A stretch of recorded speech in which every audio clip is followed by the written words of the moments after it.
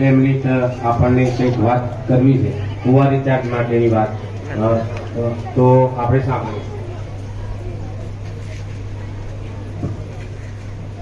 ભાઈ નામ નથી લેતો કારણ કે ટાઈમ ઓછો છે આપણે પણ આજે આસિફભાઈ કુવા રિચાર્જની વાત કરી એમને મેં કીધું હતું પણ થોડી વાત શોર્ટમાં પતી ગઈ છે.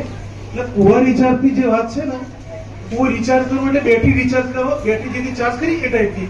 હવે આ જેવું છે કે આપણા અહીંના સિચ્યુએશનમાં આપણા એરિયાના અંદર 300 ફૂટથી આપણે માટી છે, નીચે પથ્થર છે. એટલે પથ્થર નીચે પાણીનો સંગ્રહ થતો નથી. તો પથ્થરમાં તો સંગ્રહ થાય ને 300 ફૂટથી સંગ્રહ થાય. એટલે આપણે જે પહેલા હબુવર હતું, જે વખત પાણી ખૂબ હતું એ વખત તેઓ 300 ફૂટથી પાણી ભરેલું હતું. પણ આપણે શું કર્યું, મોટર દ્વારા ખેંચી ગયા, વરસાદ ઓછો થયો, મોટર પાણી ખેંચવાનું ચાલુ રાખ્યું, સબમર્સિબલ મોટરો આવી ગઈ. તો આ નીચેથી પાણી જે ખેંચવાનું હોય એટલે આપણા 300 ફૂટ સુધીનું પાણી આપણે પૂરું કરી દીધું. હવે લોબુ નીચે પાણી છે નહીં. હવે આપણે જોઈ બી બોર કરીએ છીએ તો પાણી થતું નથી.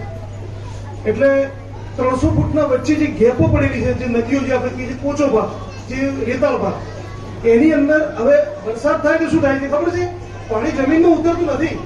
વરસાદ થાય એટલે પાણી રેલાય અને પછી શું થાય, ગરમીના કારણે એ બાષ્પીભવન થાય. જમીનમાં ઉતર્યું હોય ને જે એ તો ઉતરે, પછી થોડું માનો કે ગાળગાડીમાં કે વાદળ જતા રહે, તડકો નીકળે એટલે એ પાછું બાષ્પીભવન થઈ અને પાછું હવા મળી જાય. એટલે જમીનમાં આપણે જે નદી છે, જે ખાલી જગાઓ પડી આપણે નદી કહીએ છીએ જગ્યા ઉપર, એ ખાલી જગ્યામાં પાણી ભરાતું નથી. તો આપણે શું કરીએ ખબર છે? હવે બધા મને ઘણા પૂછતા હતા કે કુવા રિચાર્જ શું, કુવા રિચાર્જ શું છે? પણ કુવા રિચાર્જ એ છે કે આપણે જે વરસાદનું પાણી કોઈ બી ખેતરમાં જે કુવા છે આપણે, એ તમે શું કરો, નામ લખાવો કે ભાઈ મારા કુવા રિચાર્જ કરવા. તો સરકાર ગ્રાન્ટ આપે જ છે, એ આપણે ગ્રાન્ટ લઈ એના પૂરો આપણો ખર્ચો ઉમેરશો અને પાણી એમાં વાળશો એટલે સીધું કુવામાં પાણી જશે અને કુવામાં આપણે બોર કરી દેવો, બોર હશે જેટલો, અને કુવામાં ખેંચાઈ જશે પાણી, નીચે નદીઓમાં પાણી જશે. એટલે પાણીનો આપણો સ્ટોક થશે અને આપણે તો પાણી મળશે. જો આ નહીં કરીએ તો આપણે હિજરત કરવી પડશે. પાણી વરસાદ ઓછો થાય છે, પાણી ધરોઈનું પૂરું પડે છે, કાલે પાણી નહીં હોય આપણી જોડે, એ વખત આપણે શું કરશું? હાલ 80% ધરોઈનું પાણી પૂરું પડે છે ને 20% 15% જેવું આપણે બોરોથી પૂરું કરીએ છીએ. બરાબર?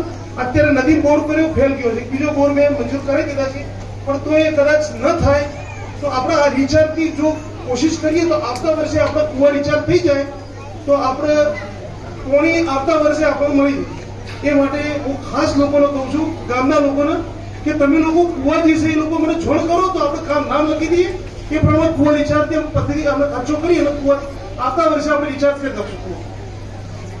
આટલું કઈ મારી પૂરી કરું છું. જય હિન્દ, જય ભારત.